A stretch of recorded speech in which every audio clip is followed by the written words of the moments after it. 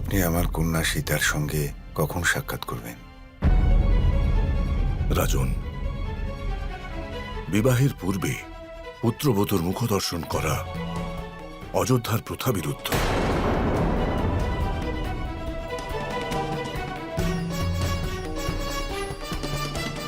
ক্ষমা করবেন, আমি এই প্রথা সম্পর্কে অবগত ছিলাম না।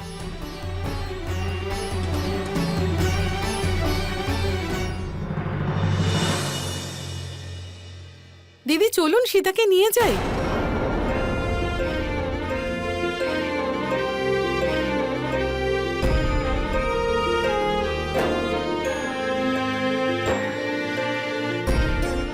কি হলো দিদি? আমি বলেছিলাম না,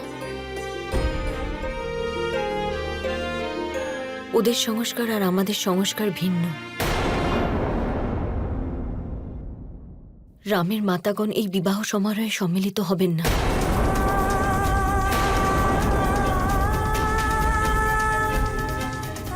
কি এ কি বলছেন আপনি? রামের মাতারা এখানে আসবেন না?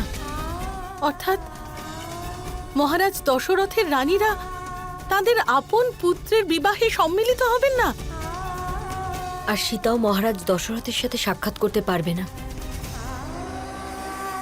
যতক্ষণ না ওর বিবাহ হচ্ছে।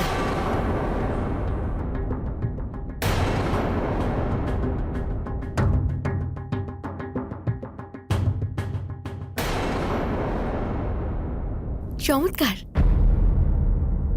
তার মানে আমরা সীতা দিদির সঙ্গে প্রাসাদের বাইরে যেতে পারি। আবার কোথায় যাবে তোমরা? মা, আসল কথা হলো কিছুদিনের মধ্যেই তো সীতা দিদি এখান থেকে চলে যাবে। তখন কি আর কোথাও যেতে পারবো ওর সাথে? ঠিক আছে, যাও।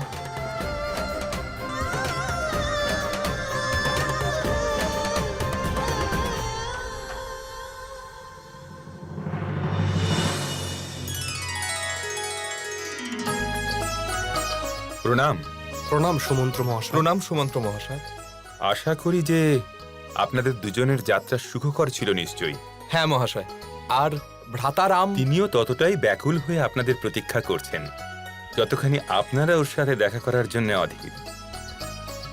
আপনারা ওনার সাথে সাক্ষাৎ করুন, এখানকার সব আমি তত্ত্বাবধান করছি। হ্যাঁ, অসংখ্য ধন্যবাদ। প্রণাম। চলো শত্রুঘ্ন, চলো।